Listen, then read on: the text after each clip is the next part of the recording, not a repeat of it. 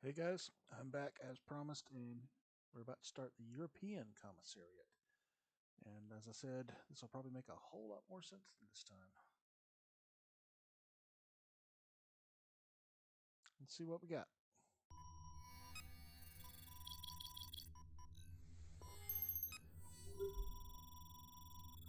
Cut the volume down. Oh, I did.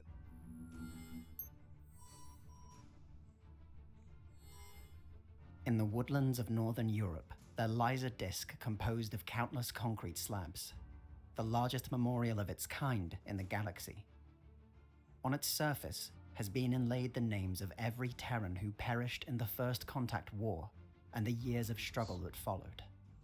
Before the arrival of the Tyrum, this site was known as Berlin, until on February 17, 2090, a flash of light erased the city from existence, sparking the beginning of a terrible slaughter of mankind and the birth of the Greater Terran Union. Today, that nation spans the whole of Earth and countless other planets, but it was born in that instant, in what was once called the Old World, and what is now known as the European Commissariat. While Europe would be the first to suffer the orbital strikes of the Tyrum, it proved remarkably resistant. For nearly 60 years, much of the continent had been united under the sovereignty of the European Federation, and the continent's evolution from a fragmented collection of nation-states to integrated superpower was uniquely suited to survive external invasion. But then it's supposed to start around 20. The European Federation suffered from the same cataclysmic damage to its civilian government that affected other nations, but its armed forces remained decentralized and impossible to cripple in a single decapitating strike. Still largely divided between various regional commands, whose authority was aligned to the territories of its former member nations, the Eurocorps had a disproportionate number of command and control centers. While criticized as top-heavy prior to the war, this level of redundancy allowed European forces to remain organized even as the Tyrum landed ground forces and losses escalated exponentially. The fall of German, Belgium, and Czech states in the first few years of the conflict threatened to split the Federation in two and effectively erase the nation's remaining federal civilian leadership. With communications increasingly difficult to maintain and a vast coordinated counteroffensive impossible, military authority was further decentralized. Federation military doctrine had always emphasized freedom of action, and the scattered remnants of the European armed forces transformed themselves into a loose coalition of battle groups, all capable of acting independently and without support if necessary. The size and disposition of remaining Eurocorps forces varied wildly. In some cases, they were little more than scattered battalions garrisoning small villages and towns, ensuring lines of communication were kept open for as long as possible. In others, entire army groups took control of enormous territories, integrating themselves into local governments and creating emergency military administrations. Echoing the description once given to Prussia, the European coalition was not so much a state with an army, but an army with a state, scattered and disorganized though they might be. These efforts were not always successful. The fragmentation of the European military created overlapping areas of assumed responsibility and confusion at times as to who was in overall command. In the worldwide effort against the Tyrum, however, this was hardly unique, and more than any other theater of war, the Eurocorps coalition proved most capable of leveraging regional infrastructure, mobilizing available resources, and maintaining a continuity of regional governments. Faced with an increasingly deteriorating situation, the Eurocorps had no choice but to adapt on the fly. Impromptu battle groups were created, merged, split, and lost at a rapid rate, and many commanders had no orders other than to follow their own judgment. But as makeshift solutions began to reverse the collapse of worldwide communications, it was discovered that the Eurocorps' strategy had been unusually effective. Entire areas of the continent cut off by the Tyrum and assumed to have fallen had not only survived, but in some cases had been transformed into highly organized enclaves of resistance. The improvised command structure of the European coalition made the integration of foreign elements easier than it otherwise might have been. Surviving battle groups from the Middle East, Eurasia, Africa, and even the North American Commonwealth, once located, were quickly subsumed into the growing coalition command structure.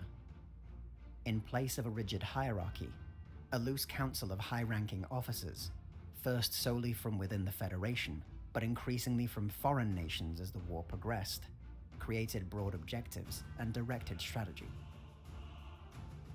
The legendary Franco-German counterattack along the Western European front, the unexpected arrival of the Polish Armored Division during the Siege of Dresden, and the joint Italian-Spanish landing in Algiers cemented the European The Germans and the French together fighting for the same cause is kind of mind-blowing. Although I guess, they're part of the European Union today. I guess it could happen. Yeah. And poor old Dresden. Every war, Dresden just catches hell. coalition as the most effective military force on the planet. As Europe was liberated, its increasingly organized forces were deployed to ever-distant battlefields, even assisting in the Battle of New England in the final months of the war. Now a firmly international coalition, the transformed Eurocorps became a key partner and power broker worldwide. As various post-war factions competed for dominance in North America, Africa, and Asia, coalition support was often a deciding factor.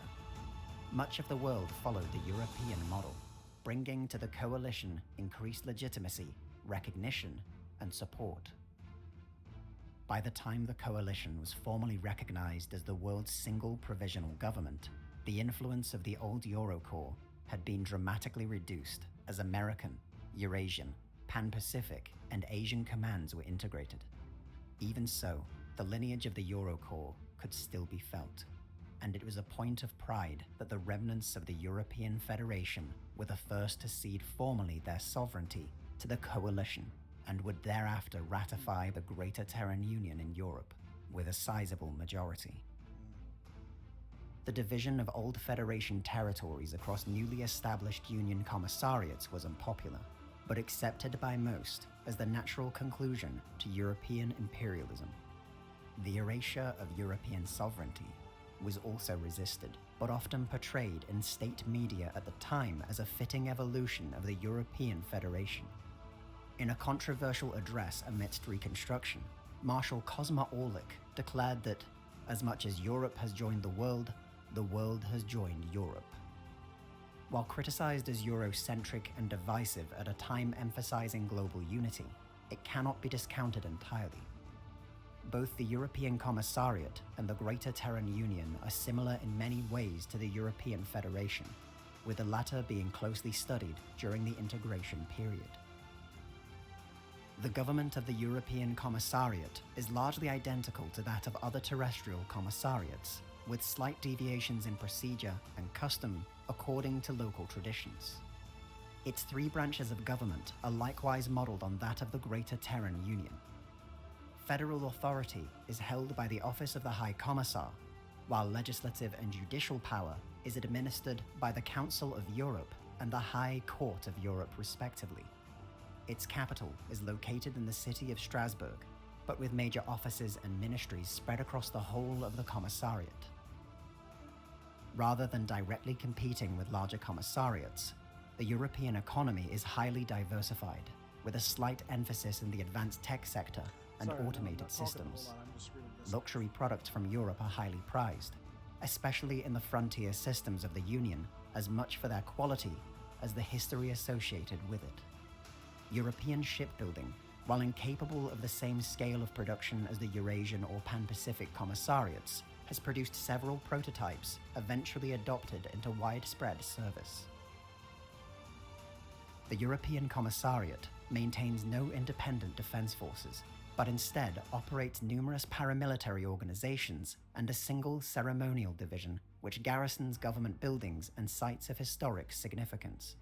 This unit is known by the Eurocorps honorific and is composed entirely of Land Force Command veterans who have completed an infamously grueling application So it's process. not just the Americans. The division has been deployed only once in its history, when human supremacists converged on the Marcel Godin spaceport in an attempt to block and harass some of the first Florian refugees to arrive on Earth.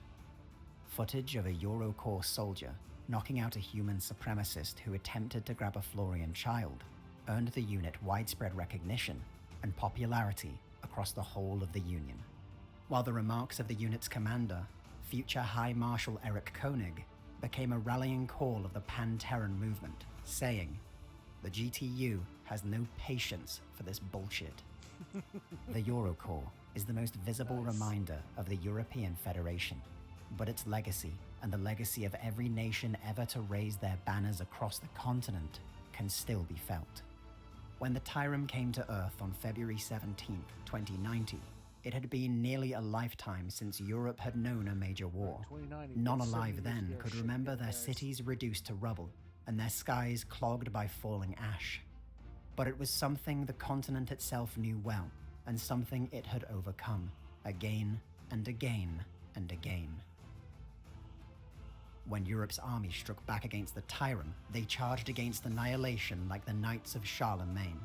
When Europe's explorers joined the great effort to explore the stars, they did so with the confidence of Bartholomew Diaz and Samuel de Champlain. When Europe's descendants faced annihilation on distant worlds, they held steadfast like Roman legions. Today, when a citizen of the Greater Terran Union, regardless of their species, tier, or creed, seeks inspiration, they can find uncounted acts of selflessness, uncounted acts of heroism, uncounted acts of justice, wisdom, creativity, and commitment within the history of the European Commissariat. That was good too. The Ministry of... That is my second viewing of that one. I messed the first one up. So that's part of maybe why I didn't give you the best reaction I could have given on that one. Pardon me. But yeah, it made a million times more sense this go around than it did the last time. All right. I've got one left to do for my initial Stellaris Invicta request, and that was for something called Mist Man. I saw that on the list of episodes. Hang on one sec. Probably not getting to that one tonight, but I will. I've gotten my work schedule worked out a little bit better. Things are running a bit more smoothly, so hopefully I'll be able to post more, get more stuff to you. I think once we knock Mistman out, we are going to switch over to some other stuff, and we'll try to just do things on a rotating schedule so that it doesn't get to be too much of just the one thing. All right. I hope you guys enjoyed that as much as I did. Please continue to like, subscribe, share. Please continue to comment because I really enjoy the conversation with you guys. And again, as always, let me know what you want me to check out, and I'll see if I can work it into the schedule. And as always, I appreciate you guys so much. While we were doing this, we went up to 77. Again, I'm just completely blown out of my boots at how this has grown, and I appreciate you guys so much for helping it to grow. Thank you guys so much. You guys have a good night.